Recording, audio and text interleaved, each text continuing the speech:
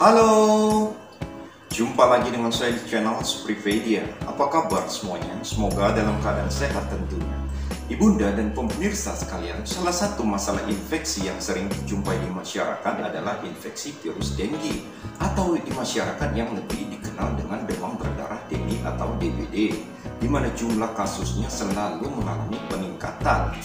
Penyakit ini sering memberikan gejala yang sama dengan banyak penyakit lainnya, sehingga kurang disadari oleh orang tua tentang bahaya komplikasi yang ditimbulkannya, sehingga orang tua sering membawa anaknya ke rumah sakit dalam kondisi yang sudah berat, bahkan dalam keadaan syok yang dapat mengakibatkan kematian. Terus, apakah sebenarnya infeksi virus dengue atau demam berdarah dengue ini, dan bagaimana cara penanganan dan pencegahannya? Untuk mengetahui caranya, tetaplah di channel ini dan jangan lupa subscribe. Ibunda dan pemirsa sekalian, demam berdarah dengue adalah penyakit infeksi akut yang disebabkan oleh virus dengue yang terdiri dari beberapa serotype yang ditularkan melalui gigitan nyamuk Aedes aegypti yang merupakan vektor utama untuk penularan penyakit ini. Adapun derajat klinis atau spektrum infeksi virus dengue dapat dibagi menjadi beberapa jenis, antara lain: yang pertama, gejala klinis yang paling ringan atau tanpa gejala; yang kedua adalah demam dengue; yang ketiga adalah demam berdarah dengue; sedangkan yang keempat adalah demam berdarah dengue disertai shock atau sindrom shock dengue. Ibunda dan pemirsa sekalian, adapun diagnosis infeksi virus dengue dapat ditegakkan berdasarkan gejala klinis yang dialami oleh anak, antara lain adanya demam yang merupakan tanda utama, di mana demam terjadi mendadak tinggi selama 2-7 hari. Kemudian disertai badan yang lesu, di mana anak tidak mau makan dan adanya muntah.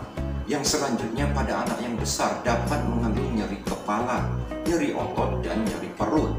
Sedangkan perdarahan paling sering dijumpai adalah perdarahan kulit berupa ruam kemerahan yang khas atau peteki, dan dijumpai pembesaran hati. Ibunda dan pemirsa sekalian, perlu diketahui bahwa perbedaan antara demam dengue dan demam berdarah dengue adalah pada demam berdarah dengue terjadi peningkatan permeabilitas kapiler sehingga menyebabkan perembesan plasma, terjadinya hipovolemia dan shock. Perembesan plasma ini mengakibatkan berpindahnya cairan ke dalam rongga paru dan rongga perut selama 24-48 jam. Sedangkan fase kritis sering terjadi sekitar hari ketiga hingga hari kelima perjalanan penyakit. Pada saat ini suhu tubuh menjadi turun, yang dapat merupakan awal penyembuhan pada infeksi ringan. Namun pada DBD yang berat, ini merupakan tanda awal terjadinya shock. Adapun tanda-tanda shock tersebut adalah dijumpai anak gelisah sampai terjadi penurunan kesadaran, kemudian napas yang cepat, nadi yang teraba halus kadang-kadang pun tidak teraba, kemudian dijumpai tekanan darah yang turun, kemudian dijumpai tangan kaki yang dingin, dan jumlah urin yang menurun sampai tidak ada urin. Apabila shock tidak segera diatasi, akan terjadi komplikasi berupa asidosis metabolik dan perdarahan yang hebat. Ibunda dan pemirsa sekalian, perlu diketahui pemeriksaan penunjang yang perlu dilakukan untuk menegakkan diagnosis infeksi virus dengue, antara lain yaitu pemeriksaan darah perifer dengan kriteria laboratorium, yaitu trombosit yang rendah atau kurang dari 100.000. Kemudian adanya hemokonsentrasi, ini dilihat dari peningkatan hematokrit 20% menurut standar umur dan jenis kelamin. Sedangkan pemeriksaan serologi imunoglobulin G anti dengue dan imunoglobulin M anti dengue dilakukan untuk diagnosis pasti infeksi virus dengue. Kemudian pemeriksaan radiologis foto dada dilakukan atas indikasi untuk mengetahui adanya perembesan plasma. Ibunda dan pemirsa sekalian, adapun tata laksana infeksi virus dengue ini dibedakan menjadi: yang pertama, demam berdarah dengue tanpa shock. Ini dapat dilakukan dengan memberikan obat penurun panas seperti paracetamol sesuai dosis.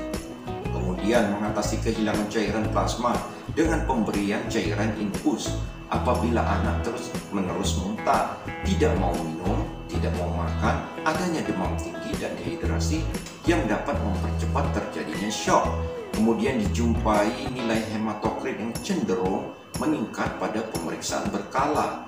Yang kedua adalah penata laksana demam berdarah denggi disertai shock. Ini dapat dilakukan dengan mengatasi shock dengan pemberian cairan intravena sebanyak 20 cc per kilogram berat badan secepatnya. Kemudian pemberian cairan 10 cc per kilogram berat badan dapat dilakukan selama 1-4 jam.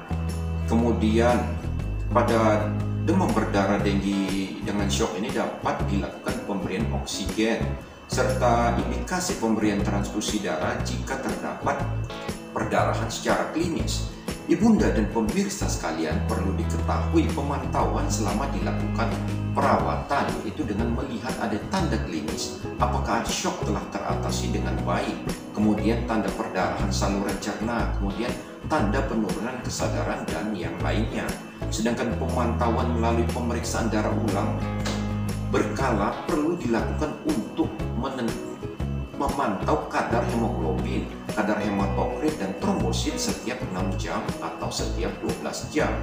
Ibunda dan pemirsa sekalian, perlu diketahui kriteria di mana anak penderita demam berdarah denggi dapat dipulangkan ke rumah setelah menjalani perawatan, antara lain yaitu tidak demam selama 3 kali 24 jam tanpa pemberian obat anti demam, kemudian nafsu makan yang membaik, kemudian juga secara klinis tampak perbaikan di mana hematokrit yang stabil, kemudian juga 3 hari setelah shock teratasi, kemudian jumlah trombosit lebih dari 50.000 dan tidak dijumpai sesak napas.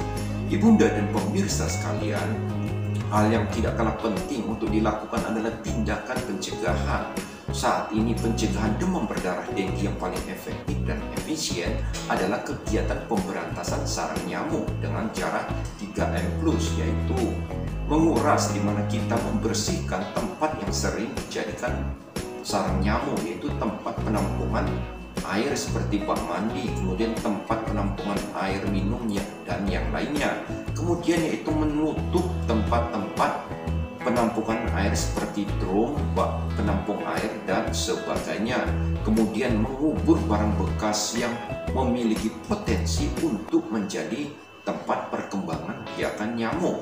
Adapun yang dimaksud dengan plus di sini adalah segala bentuk kegiatan pencegahan yang dapat dilakukan, antara lain seperti menggunakan kelambu saat tidur, kemudian mengatur cahaya dan ventilasi di dalam rumah dan yang lainnya. Ibunda dan pemirsa sekalian, demikianlah tips penanganan dan pencegahan infeksi virus denggi ini. Kiranya bermanfaat bagi ibunda dan pemirsa sekalian. Dan untuk kelanjutan program ini, jangan lupa subscribe dan like. Dan jika ada pertanyaan dapat diisi di kolom komentar. Sekian dan terima kasih serta salam sehat.